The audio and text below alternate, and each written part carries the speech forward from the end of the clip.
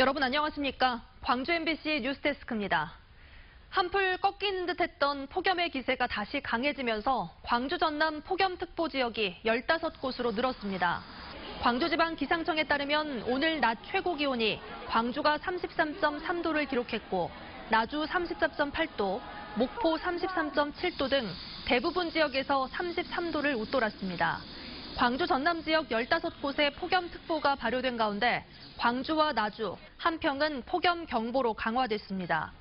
기상청은 이번 주 목요일쯤 태풍의 본격 영향권에 들기 전까지 낮 기온이 35도를 넘는 무더위가 이어질 것으로 내다봤습니다. 더불어민주당 당대표를 뽑는 전당대회가 일주일도 채 남지 않았습니다. 당장 내일부터 권리당원을 대상으로 온라인 투표가 시작되는데 누가 호남의 민심을 얻게 될지 관심이 뜨거워지고 있습니다. 보도에 이계상 기자입니다. 민주당 당권 주자들이 운명의 한 줄을 남겨두고 막판 당심 잡기에 총력전을 펼치고 있습니다. 기호 1번인 송영길 후보는 호남 출신 당대표라는 상징성을 갖고 표심을 공략하고 있고, 김진표 후보는 정통 경제관료 출신으로 유능한 경제 당대표라는 점을, 이해찬 후보는 문재인 정부를 성공시킬 당대표라는 점을 각각 내세우고 있습니다. 이들 세 후보는 모두 호남의 민심을 얻기 위해 공을 들이고 있습니다. 오는 25일 전당대회를 앞두고 내일부터 사흘 동안 권리당원 ARS 투표가 진행되는데 호남 지역 권리당원의 비중이 30% 가까이 되기 때문입니다. 수도권을 제외하면 가장 많은 숫자고 원적지까지 감안할 경우 그 영향력이 훨씬 더 커지기 때문입니다. 또 전당대회에 참가하게 될 대의원 규모도 다른 지역보다 월등히 많아서 호남의 압도적인 지지를 얻는 후보가 당권을 거머쥘 가능성이 높다는 분석입니다. 이에 따라 민주당 당권 주자들과 최고위원 후보들은 전당대회를 앞둔 이번 한 주 동시다발로 호남을 찾아서 호남 민심 잡기 행보를 펼칠 것으로 전망됩니다. MBC 뉴스 이계상입니다. 조선대학교 민주화운동연구원이 옛 전남도청 복원을 위한 기본계획 수립에 착수합니다.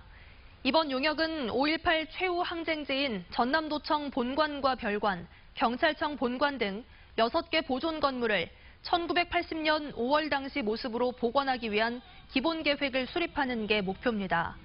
조선대 민주화운동연구원은 지난주 국립아시아문화전당으로부터 도청 복원 기본계획 수립을 위한 기관으로 선정돼 앞으로 6달 동안 각계 전문가의 도움을 받아 용역을 수행합니다. 2019 광주 세계수영대회 조직위원회가 아시안게임 기간에 내년 수영대회 홍보에 나섭니다. 조직위원회는 내일부터 인도네시아 자카르타 팔렘방에서 열리는 아시아 수영연맹 총회에서 내년 광주 세계수영선수권대회와 마스터즈 대회 운영계획 등을 설명할 예정입니다. 또 외신기자 인터뷰와 국제스포츠계 인사 면담 등을 통해 광주 대회를 소개하고 아시아 각 나라의 적극적인 참여와 협력을 요청할 계획입니다. 장흥 산업단지 미분양 용지 인수를 둘러싼 장흥군과 전남개발공사 간의 갈등이 소송으로 번졌습니다. 소송에 지는 쪽이 떠안아야 할 손해가 수백억 원에 이를 것으로 추정됩니다. 문현철 기자가 취재했습니다. 분양 면적만 120만 제곱미터에 달한 장흥 바이오식품 산단입니다. 지난 2012년 6월에 1단계가, 16년 3월 2단계가 각각 완공됐으나 지금까지 분양률은 고작 32%, 공장 부지 대부분이 텅텅 비어 있습니다. 문제는 800여만 제곱미터 규모의 미분양 용지, 금액으로 따져 1,000억 원에 달합니다. 산단을 개발한 전남개발공사는 장흥군이 산단 개발 당시 체결한 실무협약을 어기고 미분양 용지를 인수하지 않고 있다며 소송을 제기했습니다. 실무협약은 양 당사자가 확실히 의사를 표명해서 이제 그 도장을 찍은 거고, 그렇기 때문에 일단 실무협약은 유효라고 보고요. 그 다음에 이제 장흥군이 사실 그게 의회 의결을 얻어야 될 사항인데 의회 의결을 얻는 건 장흥군의 의무였습니다. 장흥군은 당시 실무협약이 개발공사의 요청에 따라 공사체 발행을 위한 구속력 없는 임시협약이었다며 진실 공방을 벌이고 있습니다.